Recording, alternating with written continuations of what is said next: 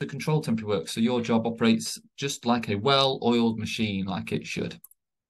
Okay, today's topic then. So it's the temporary works for the construction industry and how to manage temporary works. So let's start at the very beginning. So how do we define temporary works? The new definition, which is in BS 5975, 2019, it is quite a wordy one, and it basically encompasses lots of things, everything. It also lists the types of things which should be considered as temporary works in the standard as well, which is quite helpful too. The previous version defined it as those parts of the works that allow or enable construction of, protect, support, or provide access to the permanent works, or which might or might not remain in place at the completion of the works. That is still quite a long sentence, and it is still quite a succinct definition compared to the other one, but also encompasses quite a lot. And well, folks, that's because the scope of temporary works is very extensive by nature. All temporary works comes back to British Standard 5975, and that's the British standard for temporary works. Some examples are listed here. Picking out a few: so supporting, protecting existing structures, securing site, hoarding, fencing, etc. Providing safe platforms of work. That could be scaffolding, it could be working platforms, granular working platforms, facilitating any testing, etc. There's lots of different examples there. And interestingly, the mention of demolition in the previous version didn't mention demolition, but it is mentioned in multiple instances in the latest revision of 5975 2019. So I've got a friend that I'd like to introduce you to. Where's Wally? I've got my friend Wally here, and he's going to help us spot some temporary works over these next few photos. So first one here, we've got quite a simple site. We've got a hoarding, gates, piling platforms or working platforms, a temporary stockpile on the right-hand side there, which is probably, well, it's overkill in this situation, but for larger earthworks and muck shifting jobs, you could have stockpiles 6 meters plus high at 45 degrees, and perhaps you've got some rebar fixing at the bottom of that. In that instance, you'd probably want to look at that as a slope stability. Temporary stability of an existing structure, which is on the left-hand side of an existing retaining wall in the corner there.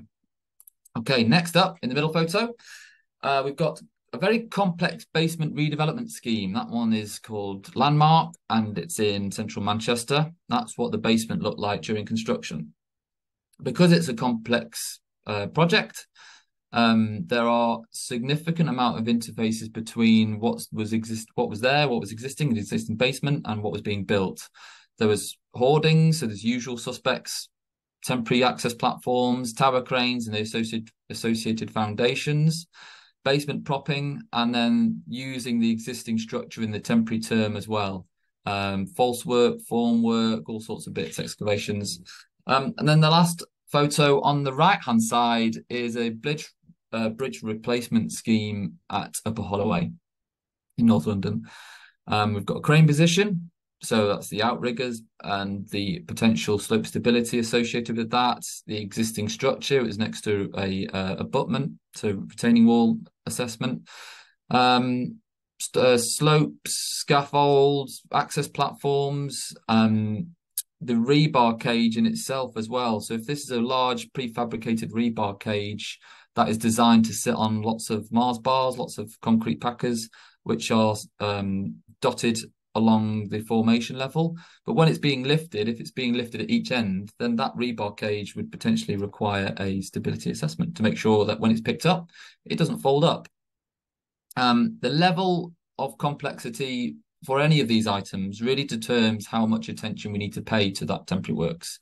So what might be a simple hoarding on one site may well be something that requires a lot more thought if it's placed directly to a steep batter, for example. So if we take an ordinary hoarding in our first photo on the left, if that was to fail, then the hoarding, yes, that's bad, but the hoarding would fall flat onto the granular platform behind, and that would be it.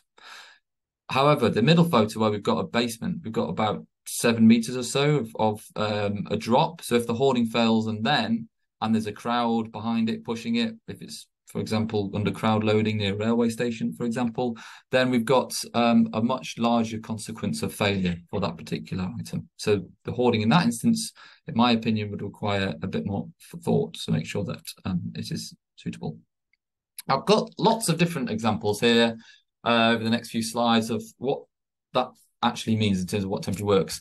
This one, as I was putting these together, I realised that are all mine and Dave's projects, these ones. So we've got, this is on the demolition side and kind of pull down and blow down and dynamic demolition.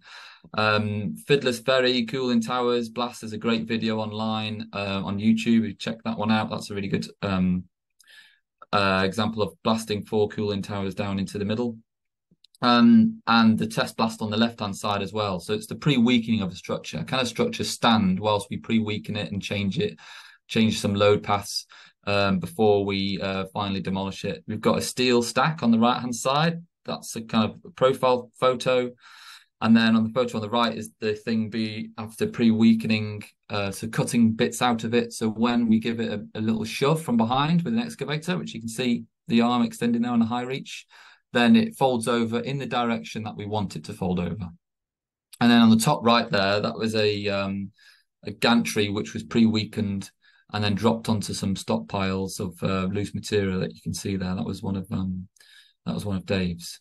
That is temporary works. All of that is temporary works. Here we've got a scheme which was in Manchester, and it was a very small footprint. It was to construct a Unite Students Tower just off Oxford Road. And as such, that small footprint, there was a lot of disciplines working all in the same area. So we had to make what we had work really hard. We couldn't afford, in this instance, we couldn't afford to have a long batter that would enable the high level working platform to install the piles. So we designed a geogrid reinforced batter, which you can see the excavator sat on part of it there. You can see lots of the uniaxial geogrid in the skip in the foreground of the photo. And that was for the near vertical face one that we built to enable the piling works to be carried out in another part of that same site. So there was a sequence of works there, but that's certainly temporary works.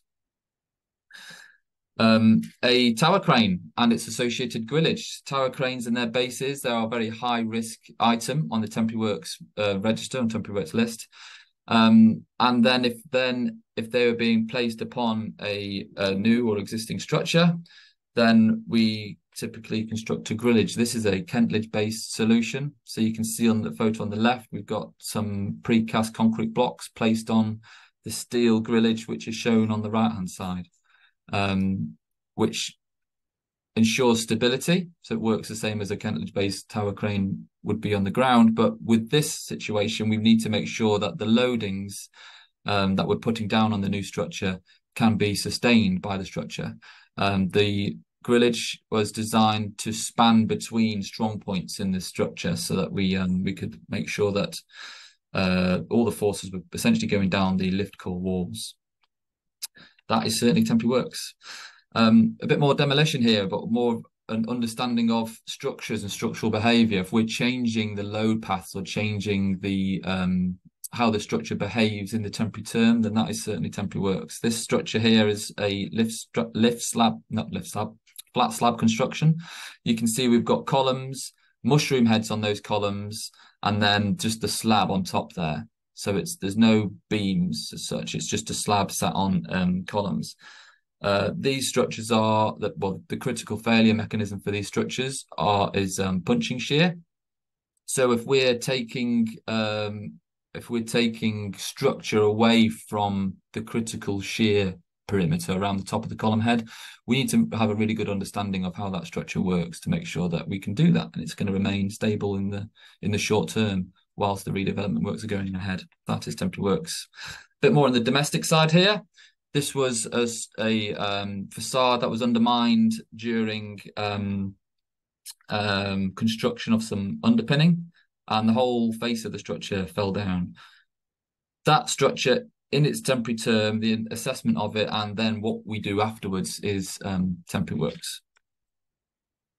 Craneage, and some big cranes here. So On the right-hand side is Old Putney Bridge, and this was a crane position to remove the TBM out of a pit as part of the Thames Tideway scheme. The crane position within this project, the temporary works or the temporary works assessment wasn't so much as a crane position check, it was, but the majority of it was checking that the bridge structure below could support that crane in its temporary term. So it was a crane position, yes. Outrigger check, yes. Services check, yes, because I think there was the cast iron service under here, so that was something quite sensitive to check. But then we assessed the bridge as well, which the bridge being used in its temporary term is temporary works. From cranes, mobile cranes, to bespoke crane and crane lifting gear design. These are cranes and lifting gear that have been are bespoke and have been designed by Anden. On the left-hand side, it's a couple of cranes that are being used to remove a gas MAN type gas holder, which is like a big steel cylinder with lots of panels, and the roof is used as a working platform and a deck. And you can see the crane rail going around the perimeter there on the left in yellow. And then those cranes are move around the perimeter on that circumference and remove the panels bit by bit, and the whole platform works down. That's temporary works, the crane design, the crane rail, and checking the structure. And similar on the right-hand side, you can see this is at Birmingham New Street and the NCP car park redevelopment works. Very complex works that won the award for the World Demolition Summit. And this contract, because of the innovative solutions that were used to remove a lot of the reinforced concrete structure whilst the station remained open. Another one here. So there's a couple of examples of SPMT movements. So that's those platforms with lots of wheels which move along, and they can be used to support bridges and lift bridges in and out. And these two structures, one's in Leeds and one's in Liverpool, were post-tensioned bridges. And the post-tensioning checks on a structure are very important to make sure that we are keeping the structure working within its within what it can capably take. On the right-hand side, you can see that we've got the SPMTs and the towers ready for moving them on, but you can see loads of temporary works in there. So we've got some stability props, vertical supports. There's a strengthening beam on top of the bridge that you can see that's anchored down. That was a very complex job, and hence lots of temporary works involved in the removal of that bridge. And keeping a structure stable during cut and carve redevelopment works.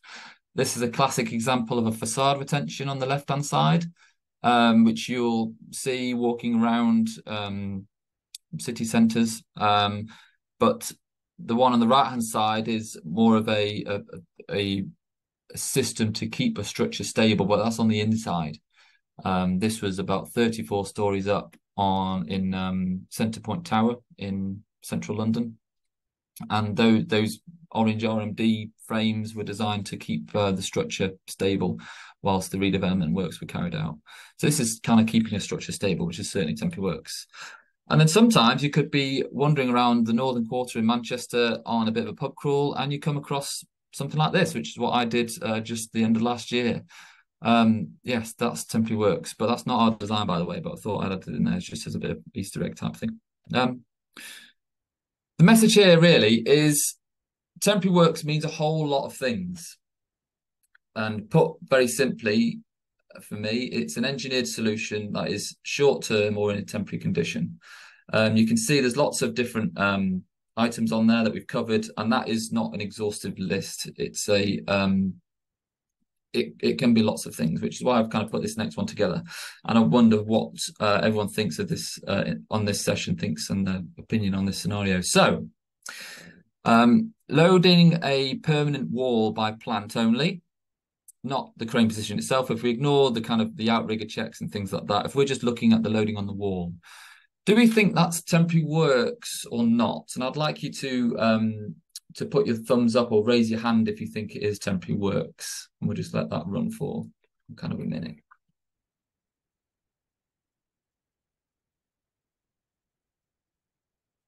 So would you class that as temporary works?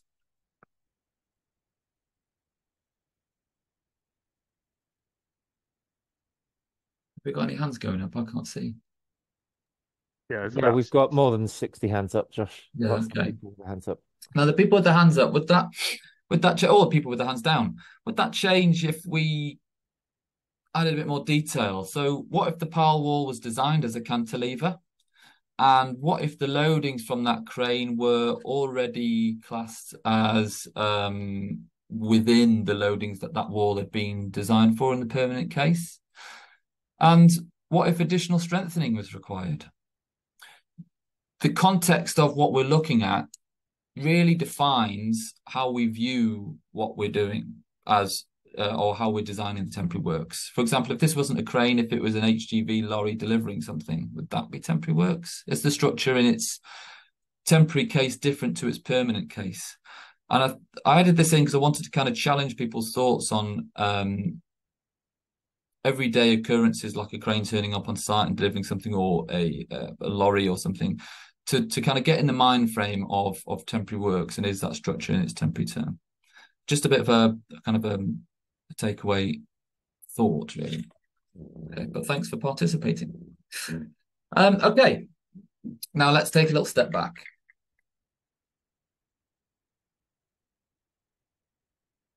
Many people that you speak to see temporary works as almost something that we worry about a bit too much. So I'm going to run through the history behind why we have the procedures that we do today, and why the temporary works can become a problem if it isn't given the due consideration and planning that it deserves. And also why they need to be designed and installed properly, I suppose.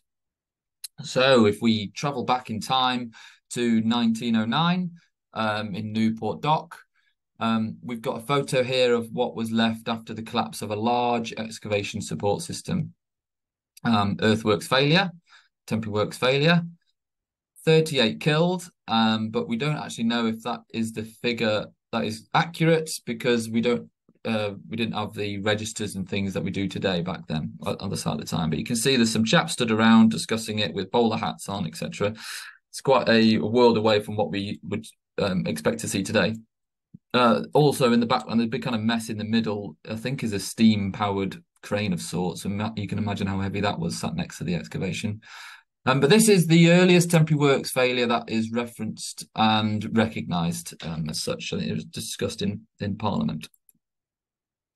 Fast forward a little bit, and to the construction boom after the post-Second World War, where we're building significant amounts of infrastructure. Barton Bridge, 1959, failure that had 2 killed and 8 injured. M60 Barton Viaduct construction. There was 2 failures on this particular project. One was to do with the buckling of launching of the large deep plate girders that you can see there. Another was the trestle supports as the scaffolding as it fell down. It was actually observed as bowing, and then the whole thing failed and came crashing down. Another one here is Loddon Viaduct. It's a bridge just outside of Reading, and the construction of one highway in each direction over a river. And during the construction of one of the bridges, the false work failed, leading to a massive collapse. That's 1972. 3 were killed during this incident, which was more by luck, as it happened on a lunch break, and they'd staggered the breaks so that there was a reduced number of people on site at the time of the incident, so that they could pour, presumably, in a continuous session. But there are references from those on site at the time who said they felt a slump in the deck. This was like an eyewitness account. They felt a slump in the deck and were able to jump safely across onto the new deck that they'd just built in the previous months, which is quite astounding, really. But that failure, this one in particular, was a catalyst for change in the construction industry on how temporary works are viewed and managed.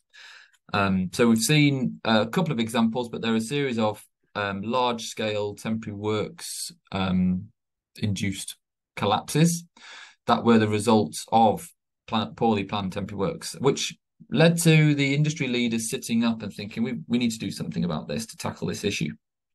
This led to the Bragg reports, which reviewed failings in the construction industry as it was and identified a number of recommendations. So it was commissioned by Sir Stephen Bragg, and it included 27 recommendations, which were predominantly adopted by BS 5975, the British Standard for Temporary Works.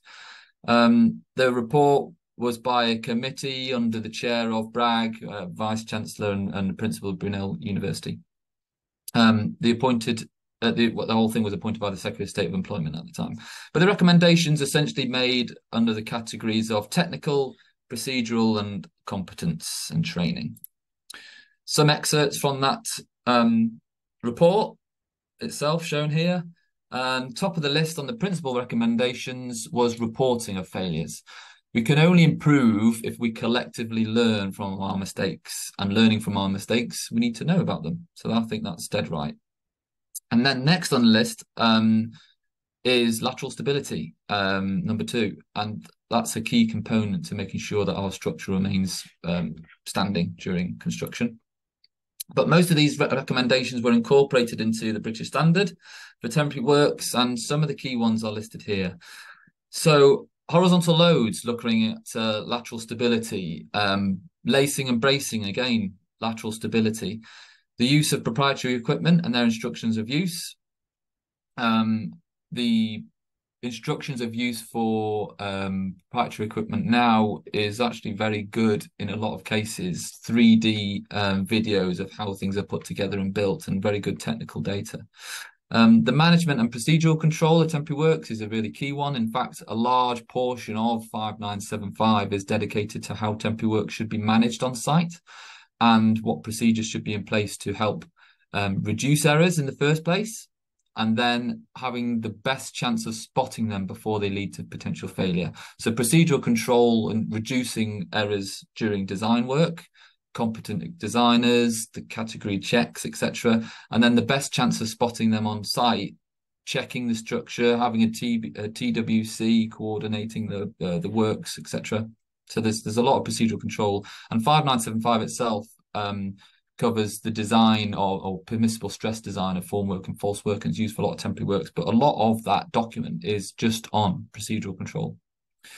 The importance of design briefs, and this is especially prevalent now that temporary works design is commonly carried out by engineers that are not based on site, and therefore the brief should really identify interfaces that may not be clear to somebody who isn't familiar with that site and may be designing temporary works. Sometimes they might even have a site visit depending on what it is that's being designed. So it's important to have a design brief that is the eyes and the ears of what is going on site. And then the introduction of one individual in the construction organisation that has the duty of ensuring that all relevant procedures and checks are carried out, and with such individual being known as the Temporary Works Coordinator. And that was introduced by in the Bragg report. It's also worth noting at the time of this publication in 75 that the construction industry was in a very different place to what it was now. So Health and Safety Work Act 1974, health and safety legislation was just really being brought onto the scene and bringing improvements onto site. There was little subcontracting of construction work, with most trades being carried out by main contractors' operatives. And now most construction work is subcontracted away from the principal contractor, which is why CDM regulations really come to play a key role in ensuring that duty holders are competent and those appointed plan, monitor and manage their work. And in this case, plan, monitor and manage temporary works. Okay, so we've got all this legislation in place. That's great. But with modern guidance and temporary works and awareness, we're still getting large collapses of structures that are associated with temporary works. I'll just discuss these 4 that I've picked out of a number of them. But Florida Bridge collapse, not in the UK, granted, but the report on this makes for very worrying reading. It's well worth tracking down and reading. It's by OSHA, which I think is the equivalent, HSE equivalent in the US. But the report is quite candid and identifies that there were not only design errors, but how the lack of action on site could carry on till the bridge collapses. It wouldn't have used BS 5975, but it still shows how a large-scale disaster can occur in modern day with modern day guidance and understanding and knowledge, etc. Gerrard's Cross in 2005. So that's the collapse of precast segmental arches. This structure collapsed onto a railway during construction whilst being backfilled each side of the arch. Luckily, nobody was killed and there were no trains there at the time, but the railway was live and the train had to stop but before it crashed into that earthworks failure. And then another couple down here. So large-scale temporary works failures, including Heathrow tunnel collapse in 94 and Didcot power station collapse in 2016. Interestingly for me, and certainly true for the first three mentioned, that these are large-scale collapses that were caused by a chain of failures, both organizational and engineering related, with the so-called Swiss cheese effect, where we have many slices of holy cheese all stacked in a line that act as independent gates to prevent a mistake going all the way through. But the poor quality of management or engineering makes for some very holy slices of cheese, which means that you can get a mistake going right the way through. And that leads to a disaster. And that's what that procedural control of temporary works is all about, tightening or creating more of these cheese gates, if you like, and making sure that these gates of cheese have less holes in them. Yeah, so and Didcot in particular was an eye-opener for the industry, especially the demolition industry, and brings to the fore the magnitude of risk that can be associated with temporary works. The investigation on that one is still ongoing. So how can we do better? Well, in summary, there's still a lot of work to be done still, I think. Not that it can't be achieved, but we're still striving to do our best, and we shouldn't be relying or resting on our laurels thinking that, well, all the legislation's there and the guidance, that's going to do all the work, because as I've just identified, we've had that and we're still getting those issues. Even with the procedures that we have to date, as well as the current practices, I believe as an industry, we can really crack down on the numbers of these types of incidents that I've mentioned. And a key part of that solution is temporary works awareness, which is something I'm very passionate about, hence my efforts to speaking to you today and discussing the subject. But another key part of the solution is a better understanding of best practice, following the British standard that lays down what we must do to properly control temporary works. This is why we put together a flowchart back in the beginning of 2017. We've since amended it to a new shiny online edition that incorporates the changes that were done in 5975 2019. But industry learning through CPD like this is really great and it's really going to push us forward. Chris, I think if you could put the link in the chat to this website, but if you type in temporary works flowchart, it should pop up. It's simple to do, and it gives you an interactive chart to browse and familiarize yourself with the process of controlling temporary works from start to finish. The flowchart on the right is a very basic version, basic map of that, but you can see I was it's just going to say it's already in the chat. It's the last link that's okay. in the chat at the moment. Thanks, Chris. That's quite a cumbersome kind of document, but the one that we've got online works really well. It's interactive. You can highlight things and click on what the clauses are and more information on those. But a full review on that flowchart is on one of our webinars on YouTube. So if you like and subscribe then you will get the content to pop up. Okay. So some key points on that procedural control in temporary works world that are often missed or misunderstood. We'll start at the very top. So every contractor should have a DI, and that is a designated individual if they're going to be controlling temporary works. And the first stage of that appointment is, the first stage is the appointment of the principal contractor's designated individual. They essentially take the responsibility for the control of temporary works within that business, and they can't pass that on. They can't pass that responsibility on. They are essentially in the firing line and are the person who says whether somebody is competent to carry out temporary works duties and makes the relevant appointments of the other roles required to control the temporary work, such as the temporary works coordinator and temporary works supervisor. The designated individually is generally someone with a background of engineering and is usually directly responsible to the board of directors or on the board of directors, but they should have kind of a high level within that company. There's a good information sheet on the subject, which is by the Temporary Works Forum, and that really delves into the required competencies of the DI. They should have the training, experience, and competency to fulfill that role. I'd also be actively engaged in the management of temporary works. It shouldn't just be some kind of name at the top of an organogram who's, yeah, that's the DI, but we don't really have much to do with them. It should be somebody that's actively engaged. Okay, implementation plan, implementation risk. So we're going to discuss this as it was a new addition to BS 5975 in 2019. And from my experience and various sites, it's not as well understood as it could be, in my opinion. It's not the same as the risk category for checking. So the CAT 0, 1, 2, and 3, the implementation risk is different. So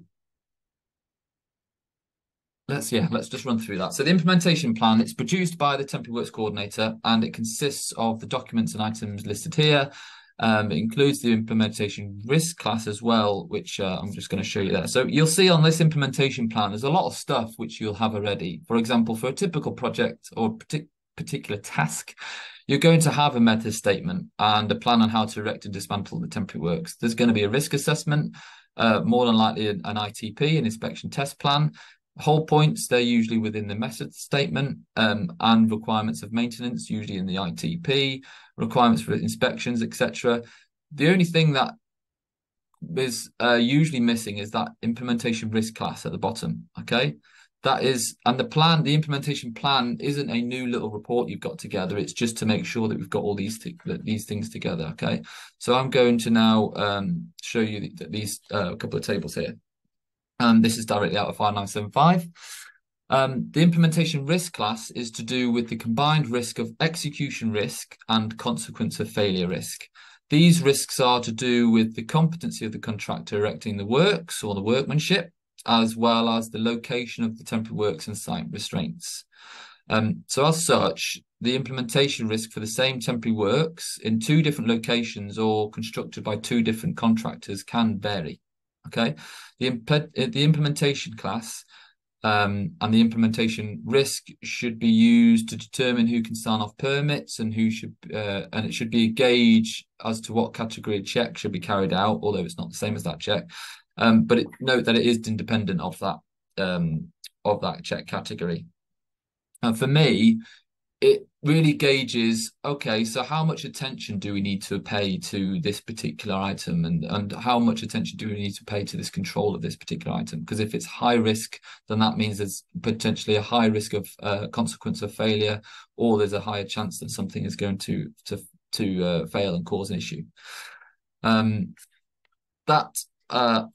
Just jump onto the next slide, which is a couple more important points to take away. And this is some excerpts directly out of 5975.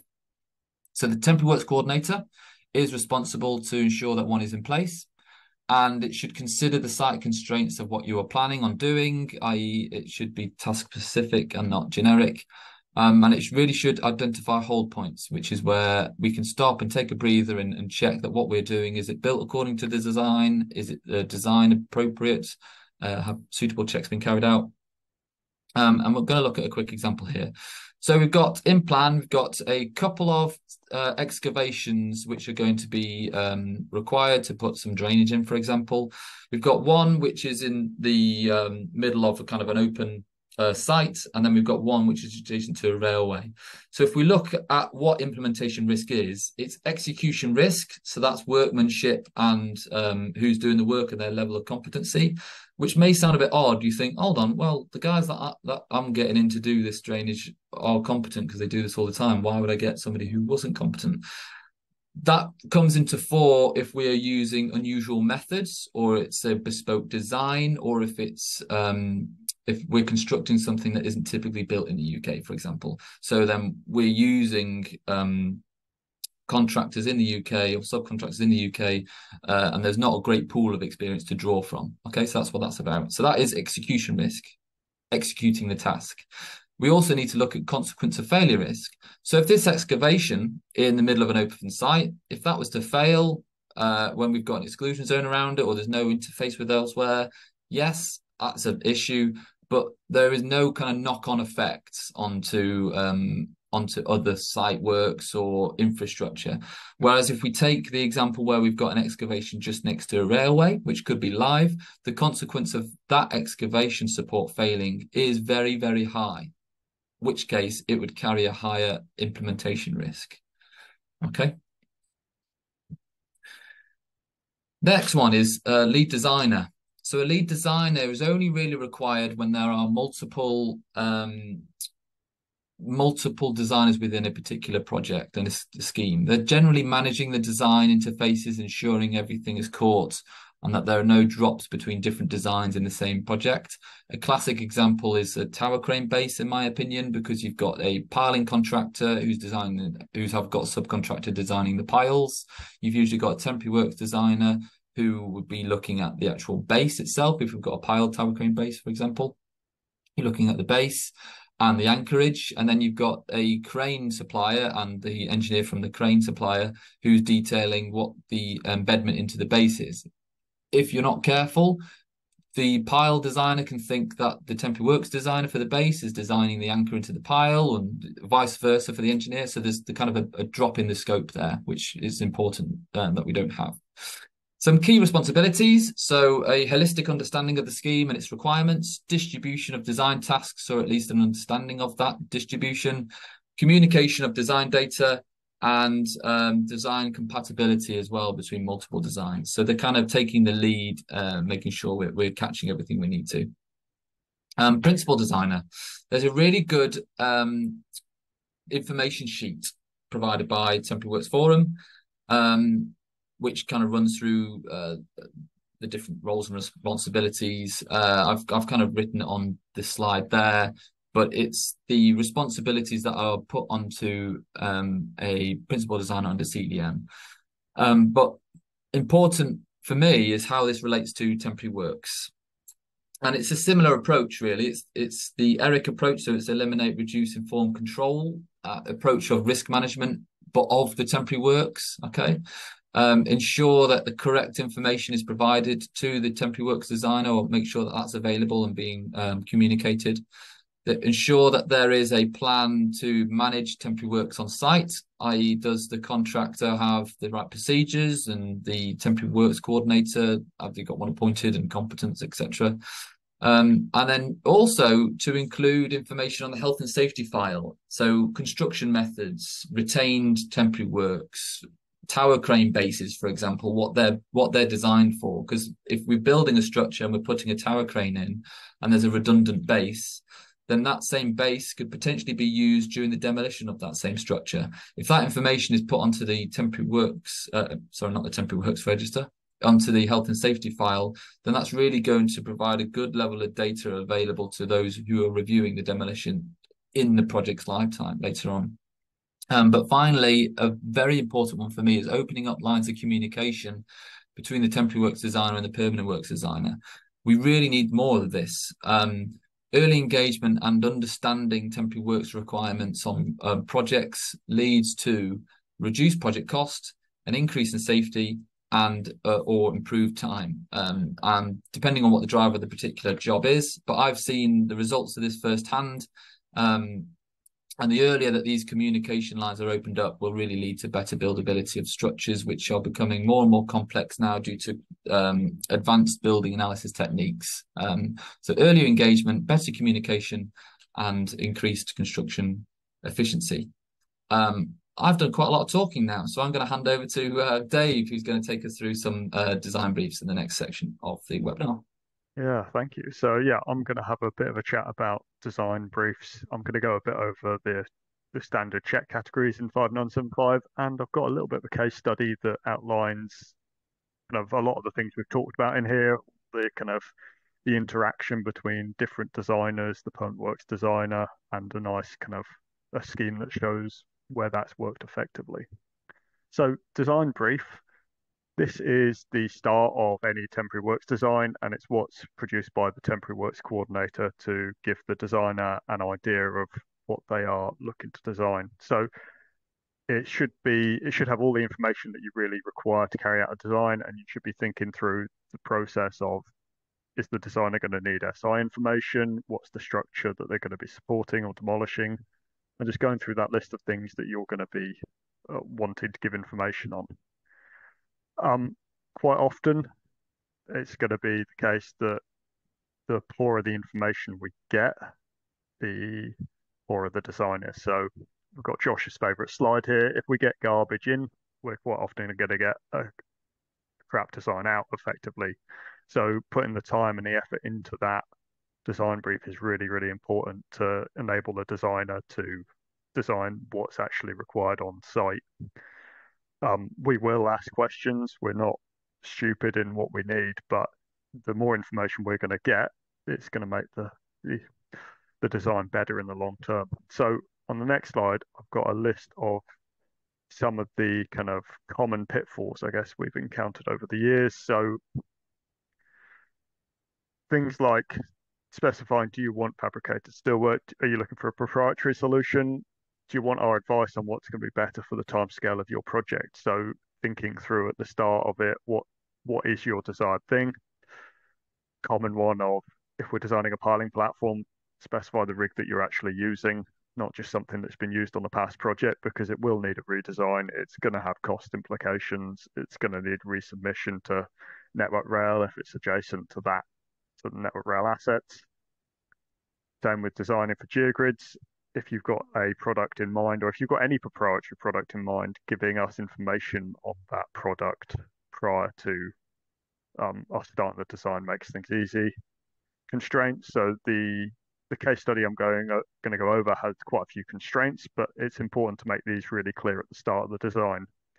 If we don't know there's a load of services under the pavement for a crane position, we're going to try and use the kind of the most cost effective and safest solution and just check the geotechnical capacity on the ground. If there's chambers or services, then we are going to have to spread that pressure further. So we just need to know all the constraints. Same with kind of foundations for hoardings. If you've got a particular thing that you're wanting, it's good to tell us. And yeah, remember, we're not mind readers. We will ask questions, but it helps to have a clear idea at the start on what we're going to be doing. So I actually had a plug-in for the temporary works flowchart as well. So this is where the design brief essentially sits in this scheme. So after you've created your temporary works register, and a lot of stuff on the temporary works register will feed into the design brief, that's when you start preparing your design brief for your individual tasks. And that all feeds in and should be recorded in the temporary works register. And it should be kind of a fairly standard document that you're producing to send to your designers. And that kind of where it sits, there's a bit of a description of the flowchart, kind of things to include. And if you want tips, I'm sure Christian got that link in the chat. So, yeah, we're needing to think about residual risks. So the more information on, the constraints, the risks, and the kind of proposed methodology, it will make things easier. The design check category should be stated as a minimum, and I'm going to go through what they are in a little bit. But yeah, it doesn't have to be huge for a lot of simple work, but there's generally some pitfalls that we commonly encounter on poor SI or wrong kind of scheme being suggested to kind of which will hinder our kind of design work. You don't need to be completely prescriptive in what you want. We are designers and we may suggest things. If you push us down a very narrow line, and I know this is sounding kind of hypocritical given what I've just said, if you push us down a very narrow line, we will design that, and there may be better solutions. So give all the constraints and let the designer come up with the design, but also, yeah, if you push us down a certain route, we will go down that certain route. As it says at the bottom there, you kind of only, it doesn't need to be a formal document. An email may be suitable in some situations, but kind of a formal document will often act as a prompt for a lot of the design information. So when it comes to why this is important, Josh has covered a lot of this already. The Bragg report essentially identified this need for the control of temporary works, and one of the recommendations was having clear design briefs. It's only become more and more important over the years. Temporary works, we're often pushing structure a lot harder than the permanent works. We've got very high intense loads from cranes, plant loading, and we're looking at structures in the temporary condition when the stability mechanism may not be installed. There's always time and cost pressures, so it makes it a more dangerous situation, a more dangerous design work. So having clear design briefs is absolutely important to this. Now, the checking of temporary works, all of those reasons are essentially why temporary works is checked to a greater degree than permanent works, or is more stringently checked, is that the consequence of failure, or not the consequence of failure, but the likelihood of failure is higher because of what we are doing. So yeah, temporary works checking. So we'll go through the different types of check and what should be done. So right at the start, you've got Cat 0 checks.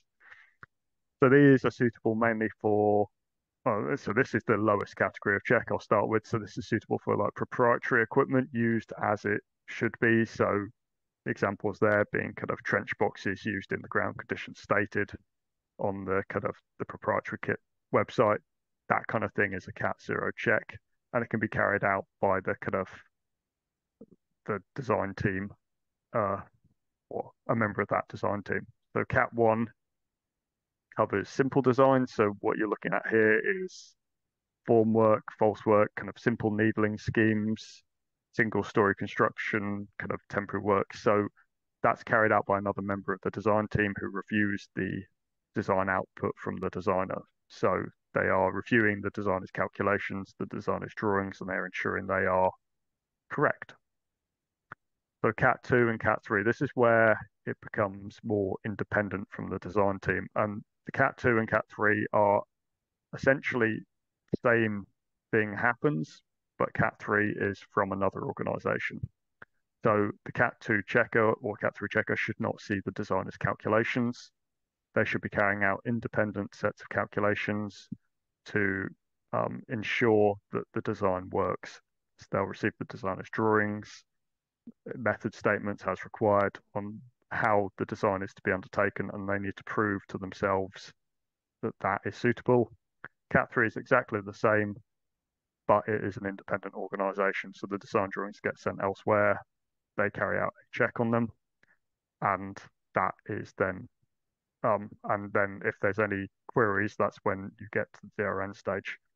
Just a little thing here is that the CAT or calculations and check calculations do not form part of the design package. We quite often get sent these. It's not something we would look at if we're doing these external checks, but they shouldn't be issued for Cat 3 checks.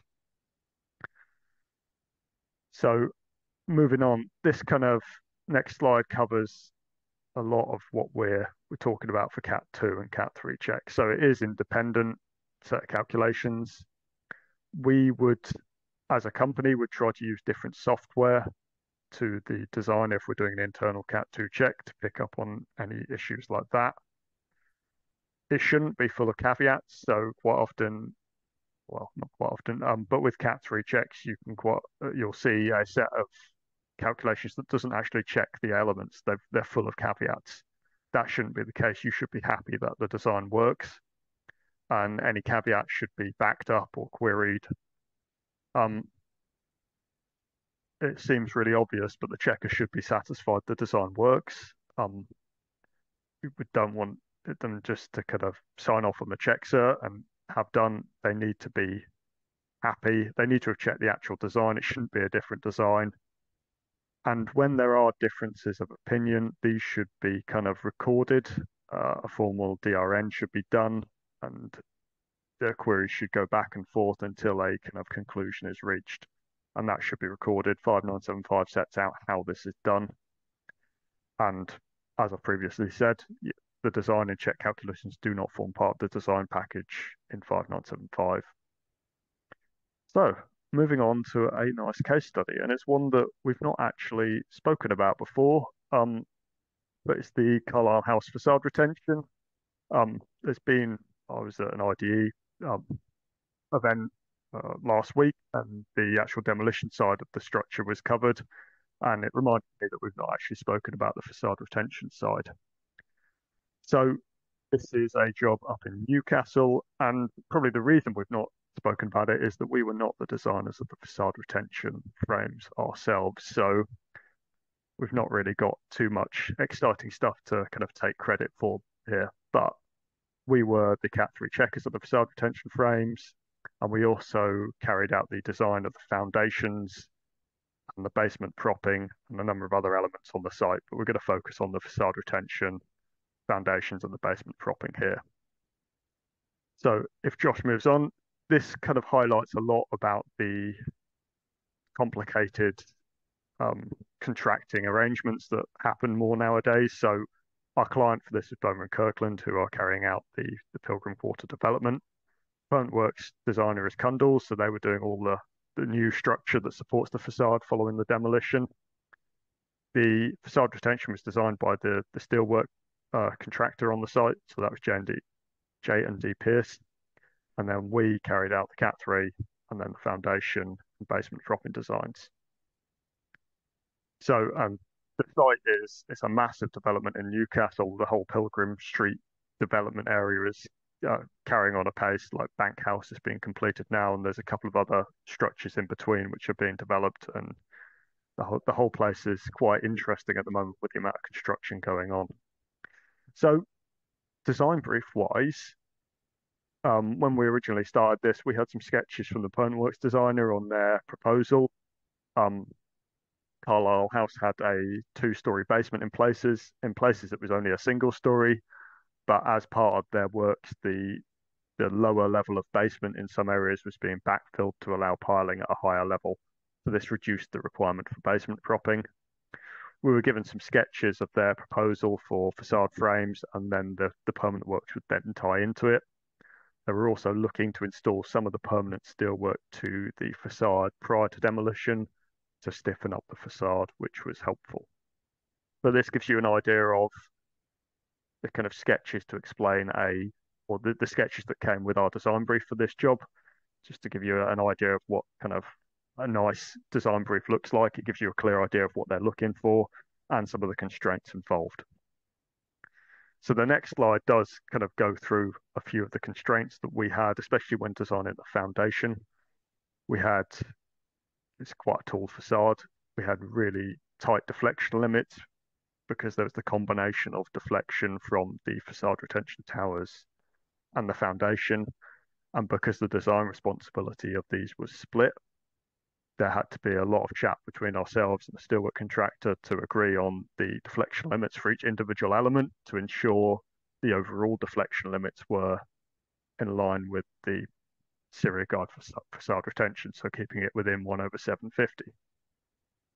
There are a lot of buried services in the pavement on Market Street, and these were not rerouted prior to doing it due to the program restraints. So we had quite tight pressure limitations on what kind of imposed pressures we could put onto the pavements under the foundation. We needed to maintain a single lane up Market Street for the majority of the project, apart from during installation. So we were limited in our kind of the size of our foundation, how far out we could go. That was, as with all temporary works, the timescales were tight for the actual installation, and we needed to look at the loading of the basement wall. So it was quite a tricky project. So going through a bit on the facade retention side of things, I'm not going to go through details of how to do facade retention here, but one of the standout bits of this for us, and it was a bit more interesting than most facade retentions, is there was a really large cornice up at the top. You can see in the photo there. And I'm just kind of put some screenshots of the calculations in to highlight how this changed the center of gravity of the wall, and then how that kind of is taken in. So the Syria guidance gives you pretty clear guidance on what to design for. You're looking at either 1.5% notional load or the offsets due to the kind of the out of plumb and the center of gravity offset of the facade. And that's true both of the global overturning and the local connections. So where the frame was at the top of the structure, when we were doing the Cat 3 check, we had to allow for the kind of the offset of that facade at the high level. But yeah, in general, I'm not going to go over how to do facade retention design. I'm sure we've probably got another webinar coming up to do that shortly. When it came to the foundation, due to the amount of services, we actually managed to key into the facade at the bottom. And this reduced the amount of cantilage required. It reduced the pressures imposed on the pavement and the surfaces in there, and provided a more efficient design. So we had the towers coming down, the loads were provided to us by the steelwork contractor, and then we designed a foundation to maintain stability but limit the pressures into the ground. We had blocks of cantilage on the back, using precast to be a bit more sustainable, a concrete raft slab, and then we keyed into the facade at the front. You can see that there.